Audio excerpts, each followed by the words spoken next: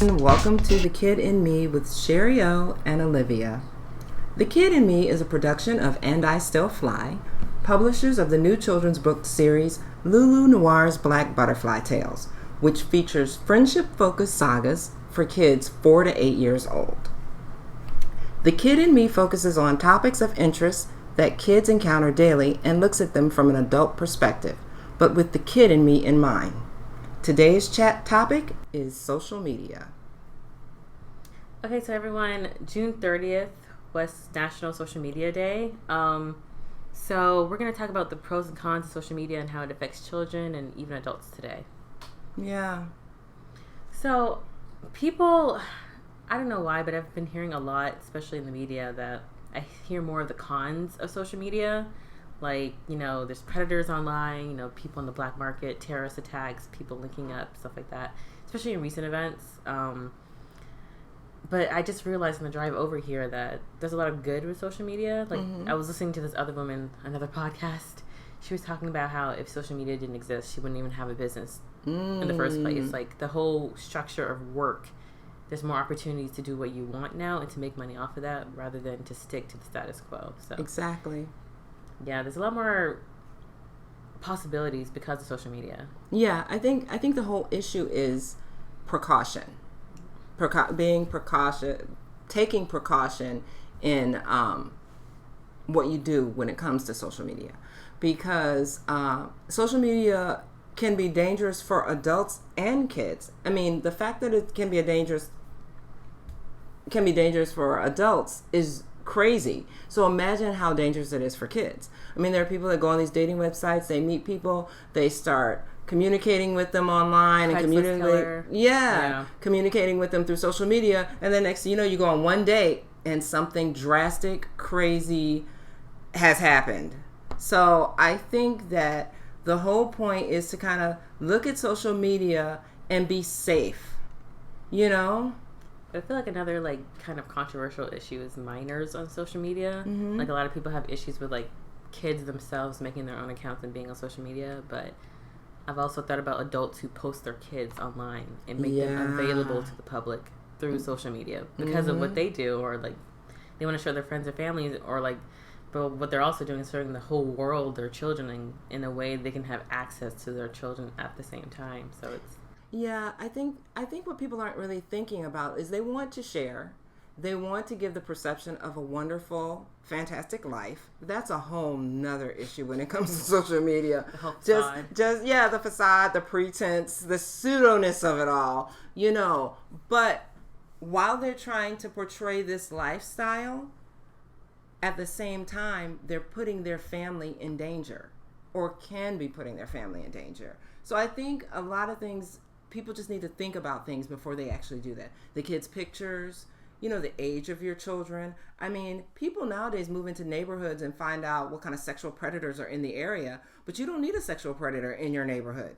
Sexual predators can be across town in a whole other state and will drive someplace and snatch your kid up. So I think just taking precaution before you do anything online. It's just so weird how the internet itself is like a catalyst. Before it used to be I can physically protect you. If I keep you here, here, and here, and put you in these clubs, whatever, I can physically protect you. Now it's in the virtual world, you have less power and anything could happen. So in that aspect, it's kind of scary. It's anything could happen. So you better be praying. But like you said, though, you have less power, but at the same time, you have more power. Social media is awesome at the same time, too. We're sitting here right now doing our podcast. Yeah. And, it has the potential to go to anyone. It has the potential. It won't. I mean, it could. You never know. But I'm just saying, so think about the potential. And right now, social media, all kinds of uprisings, coups, governments have changed because of it. And people, feel like their rights, they have somebody that they can be in the club with, so to speak, even with the whole Me Too movement. It's like a community, you find your own community. It's exactly community. I did want to bring up a couple of things that people can do, especially if your kids are online. Especially your teens. That's the other thing. talk to your teens if you can. They probably won't listen to you. Maybe send them a text. Text them and tell them, do not post photos of themselves online with their real names. I mean, yeah, if they have like a little community of friends and they're in some kind of, but just to be randomly posting them out there, don't reveal your birth date or your actual interest, because people use that stuff against you. You can even post in your school name, unless it's something where you and your friends from school are in some kind of, I guess, a club or something. Yeah, but I mean, just to be out there, you create a Facebook page or an Instagram page or TikTok. Oh my goodness, TikTok. But that's a new thing. I'm never too familiar with TikTok. I think TikTok is crazy, but that's a whole other thing. It's 15-second videos of whatever. And when I say whatever, it's just random. Random. And it's not specific to kids. Okay. It's any and everybody can randomly put stuff online. But yeah, just be aware. Don't give out too much information. I mean, not that you want to catfish anyone. I'm not saying that. Don't tell your teens to catfish. But, I don't know. How do you do it? I mean, it's kind of weird because with teenagers, this is the stage of their life where they want to like spread out more. Like they want to reach out more to like kids of their own age, and they want to socialize more. And part of socializing is having a presence on social media. So using those protective methods, like changing your name and stuff like that, could in a way hinder them, probably in their minds, from connecting with people. Because they're like, well, if I do all this, and how would they know it's me or something like that? Yeah. It's like, well, they can see your picture. But even me, like, I follow, like, I remember having seminars in my high school, like, the tech people coming in, like, be careful, you guys. You never know who's out there. And I would take it so seriously. And I'd be like, oh my gosh, yes, the danger is everywhere. And so even on my social media pages right now, I only have, like, one social media account. I think it's, like, my Twitter, and I hardly ever use that. Yeah. Where it's actually my name. And it's not even my complete name. It's just, like, my first and my last name initial. But all my other accounts, it's just completely different names, nicknames. Like, no one's going to know. Wow, really? It's kind of paranoia, but it's mainly, like, I invented those accounts for people in my personal life. Like, so people in my immediate circle, if you want to know what's going on, you can come here. So it's not, like, available for the internet in a way. It's just for my personal circle. But you know what's interesting about that? You have to tell them, people who want to know more about your personal life, you have to tell them that they need to go there, which I think is so important. What happens now is everybody knows all your business and they don't even know you. Exactly. And people, again, it goes back to people trying to portray this facade, this life, that everything's great and wonderful and look what happened. Even some people use it to make friends jealous. Yes. But it's like, I always feel like I'm not big on social media either, because I always feel like if you want to know something about me, talk to me. Or I'll talk to you. You know, you give general information. Hey, this is what's going on and all of this other stuff. But I think social media isn't really social. It is. But it's not like it's interpersonal. It's not like close. It's like, and it's not. I mean, right now there's it's new. Social's a new word. Interactive is new, because you're really not interacting, but you're interacting online. It's like a stage. It's like a stage presence or something. Yeah, exactly. So you can be whoever you want to be, or you could be you, I just think that, being social with someone is just as important. Going out with your friends, getting together, talking with them. You won't find a lot of what's going on with me on my social media. You just won't. I'll do pictures. Like if I'm out and about, like my Instagram. Well, at first, it took me forever to get Instagram, because I was like, what are these pictures? But then, I'm going places, seeing things. I'm like, oh, this is a good shot. Not like these people that go to the Grand Canyon and fall over the edge. Yeah. I'm just talking about just in general, like, oh, this is nice. This is cool. The Budweiser's, Clydesdales came there. And I was like, oh, snapping pictures. Oh, this is great for Instagram. Yeah. So stuff like that was fun. But, so that's how I more or less use my Instagram. Or all of my social media. I don't really I'm not plugged into it all the time. Yeah, I had like a little social media cleansing when I was like my junior year in college. I realized that being on Instagram all the time, I was like following all my old classmates from high school and stuff like that. People are already buying their own homes. People are already having families. Like, so, I mean, it's kind of weird. The class I graduated with, I mean, they weren't fast, but they grew up in a rural area. So they were having families a lot earlier. So, like, I was seeing, like, all the success. Like, oh, my gosh, you know, I just got this house. I have the kids now. I'm like, well, I'm not really envious of the family because I know how you got that. But I'm just kind of envious of, like, the success kind of that I'm seeing. Like, I don't have to worry about anything. You know, I'm already taken care of, you know. Yeah, the facade, like, really got to me to the point where I kept fixating on it. And, like, I was feeling myself, like, going into some type of, like, depression or, like, a bad mental space where I had to, like, at one point uninstall all the social media apps and like just try to focus on me, because I woke up one morning and I was like, wow, literally 3 weeks ago I was not thinking like this. I was just getting up, you know, trying to pass on my classes, trying to accomplish my goals and being happy with that. Now I'm comparing myself to other people, and that's what I don't want. Like, I hate comparing myself to other people. It's funny because I remember reading an article several years ago. I can't think of the name of it, but there was a woman who loved posting on Facebook and all her social media accounts, Pinterest, her family pictures. But she finally had to admit that if she had a picture of like her kids in the morning eating breakfast, she took like 15 pictures before she actually could post that one. Yeah. And by that time, the kids are frustrated, they're angry. So by the time she ever got the picture that she really wanted, she's going crazy. So she was like, you know, she realized how involved she was in making others think that her life was perfect. You know, and if you look through her feed, she had her feed there. She's like, kids smiling, they're happy, they're playing, they're doing all these things. You're like, wow, she's got great kids. She's got a great husband. But it's almost like it was a production. Yeah. Like any kind of production. So I hope that, you know, people really think about what they post on social media. Don't take it too seriously.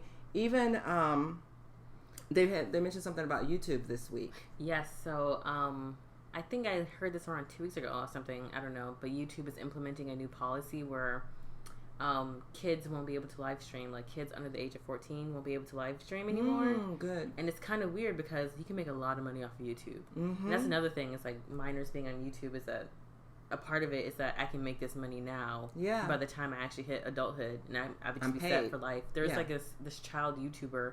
He was a gamer. He already made like his first $1 million.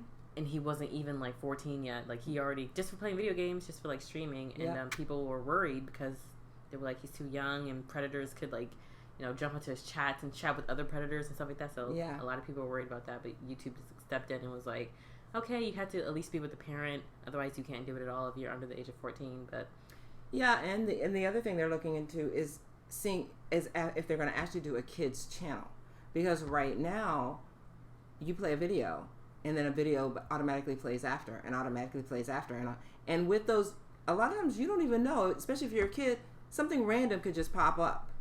You know, I mean, your kids are doing one thing and they're innocently enough on a video, and then by the time they get to that fifth video, it's something crazy. That the wormhole. Yeah.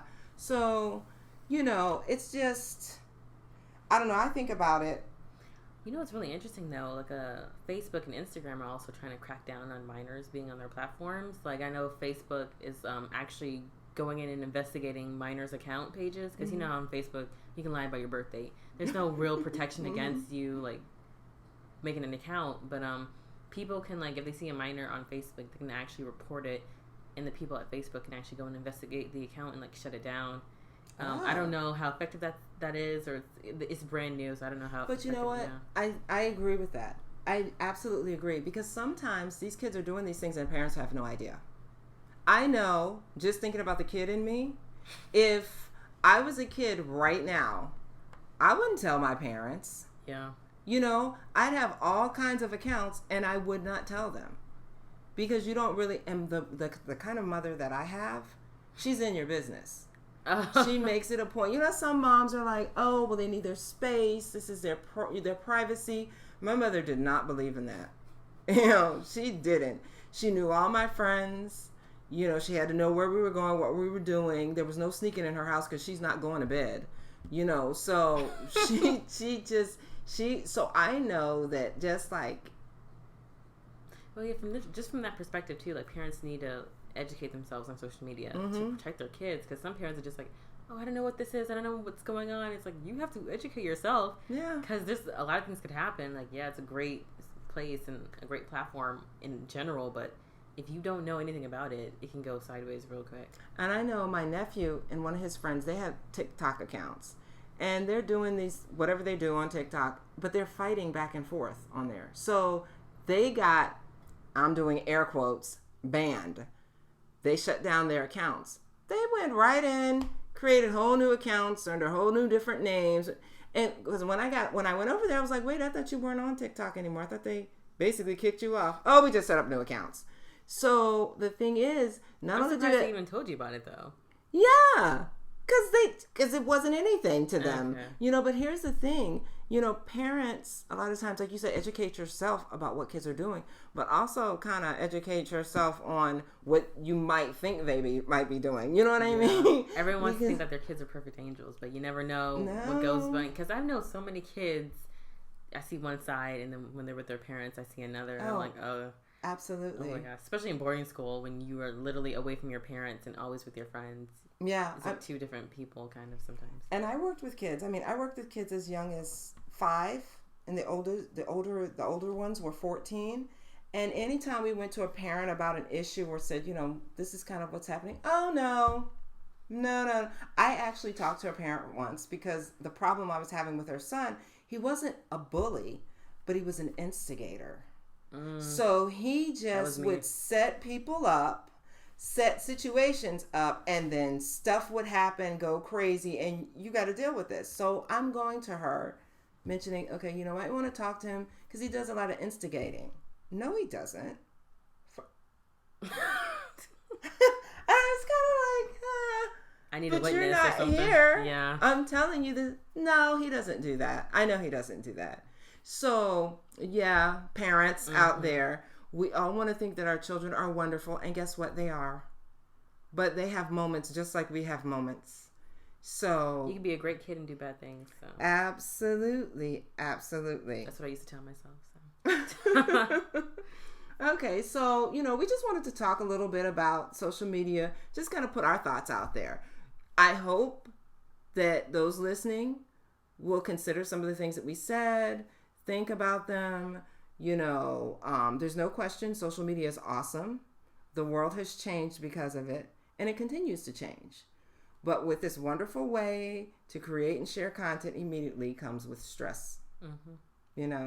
Don't let social media stress you out, because we won't. Thanks for listening. Thank you, everyone, for listening. We appreciate it. Remember to follow us on Twitter and Facebook, AndIStillFly, and on Instagram, AndIStillFly Official. Make sure you check us out on our blog, lulunoir.com. Much love. I'm Olivia, and this is Sherio. Thank you for listening.